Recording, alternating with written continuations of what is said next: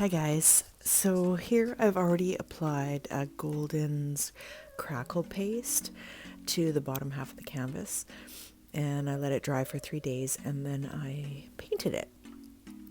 And so now I am adding my birch, and I tell you, this idea I got when I was walking through the forest, and there were some birch trees with little bits of birch all on the ground, and I decided to pick it up and see what it would look like if I put it on a canvas and covered it in resin. Now I want to cover multiple layers so that there's some depth, layer after layer of birch in between art resin, and it was very time consuming. I decided to do the sides as well in birch, and I couldn't find my proper glue for my Yupo paper, so here I'm just using a spray adhesive glue, and it was a little challenging because these pieces were not the greatest, and they were a little bit small and curly. And yesterday, if you follow me on Instagram, you would see that my boyfriend climbed a birch tree and he got some beautiful flat pieces for me. This is more of an experimental piece, just to see how it works before I started on a larger canvas. On here you can see I got some silver leaf from another painting I was doing on the painted area, so I will repaint that later on in the video. But the pieces of birch he got are very flat and clean and just beautiful, so I may need a little bit more before I tackle a big canvas. But for this one, it was just gluing down several layers of the birch, and again, it's like there's so many little curly pieces on this stuff, so it was quite challenging, and I probably did this over a period of about 3 or 4 days. I'd work on it a little bit, then come back, add a little more once it dried, that sort of thing. So I want to create some depth and some of these shots. Sorry, I apologize, I'm a little bit out of frame. I move around a lot when I fiddle with stuff, but yeah, so I'm hoping, I don't know if I'll use the Crackle paste on the large piece that I do if it ends up working out and I decide to do it. I'll see how the end product of this looks, and then I'll decide. I wanted to keep it really organic and just different than my normal geode work. So here you can see I'm repainting the bottom and touching up a few little areas with some glue, and I wanted to add a little more depth in the Crackle paste area, so I'm adding a little more paint. These are a couple brown colors. I don't recall them off the top of my head, but from Golden, just the fluid acrylics. And again, I'm out of frame, but it'll be back in a second. And one of my Instagram followers requested a little slower video, because for Instagram I had did a portion of this video in about a minute, and it was just a little bit too sped up. So hopefully this is a little bit easier to see. And then I'm wiping it off carefully.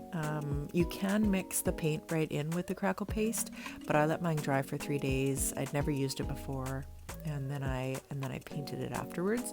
But you can tint it with the paint.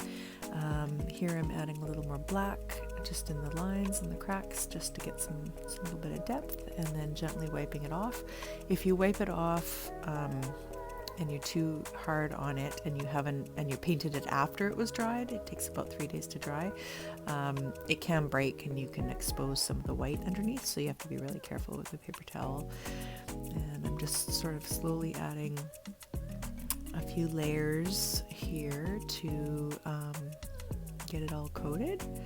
And then I thought it was a bit dark, so I added a little bit of I think more white to the browny black color, and I didn't like that, but I'm going to keep adding colors until I get the effect that I want. And again, this is just a sample piece. It's not what my original idea for this was, to do a big, long, narrow piece. very organic looking piece. So I'm doing this very quickly, and I could spend more time, you know, getting my colors right. And I think next time I might end up blending my paint with the Crackle paste if I decide to use it on the main piece that I'm going to be doing. Again, and if this works out. So we will see. And then the white turned it a little bit yellow, but that's okay because it's the birch has kind of yellow tones in it. So now I'm adding a little more brown just to even it out.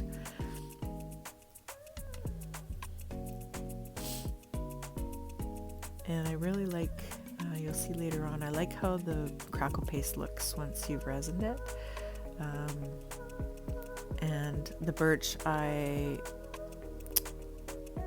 so I'm adding the resin now, and I did add a line of arbutus there where the arrow was pointing, but the birch I knew was going to curl up on me in some areas, so it did, and that's okay because I'm going to make sure it's all covered, and if any little pieces stick up out of the resin or whatever, I may have to sand them down a little bit before I put the next coat on, but I really want to layer this, so layer after layer with little bits of sort of curled birch maybe in there, and then put a few more layers of resin and then some more birch layers just to give it lots of depth. That was sort of my original vision. And again, getting all the sides. I don't know if I'll do the sides on the larger piece because it's really challenging.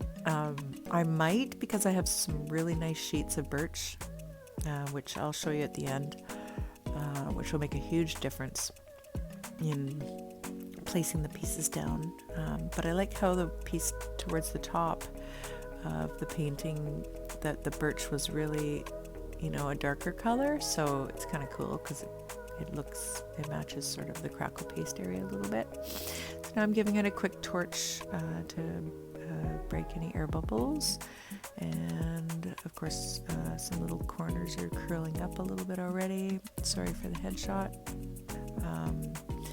And the arbutus was sort of lifting a little bit, which I expected as well. And again, when I see it dried, which I haven't yet, I may have some work to do. And now I'm just picking out a few little pieces of dust or whatever that's in there. Another torch. And that is the Crackle area. And as you can see, it curled up quite a bit, but I think it should be good in the end.